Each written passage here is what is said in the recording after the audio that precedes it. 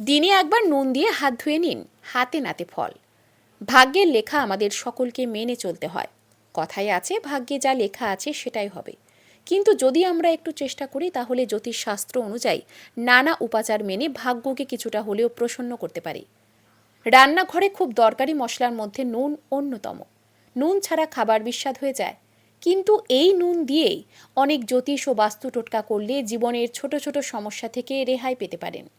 নুন দিয়ে হাত ধোয়ার কথা বিভিন্ন বাস্তু ও আধ্যাত্মিক বিশ্বাসে উঠে আসে, যা নাকি নেতিবাচক শক্তি দূর করতে এবং শুভ ফল লাভের জন্য উপকারী বলে মনে করা হয়। প্রথমে 1 চিমটে নুন হাতে নিন। এবার 2 হাতে ঘষে নুনটা ভালো করে মেখে ফেলুন। এরপর হাত ধুয়ে নিন। ঘর মোছার জলে সামান্য নুন মিশিয়ে মুছলে ঘরের নেতিবাচক শক্তি দূর হয় এবং সুখ সমৃদ্ধি বাড়ে বলে বিশ্বাস করা হয়। স্নানের জলে সামান্য নুন মিশিয়ে স্নান করলে মানসিক চাপ এবং দুশ্চিন্তা দূর হয়।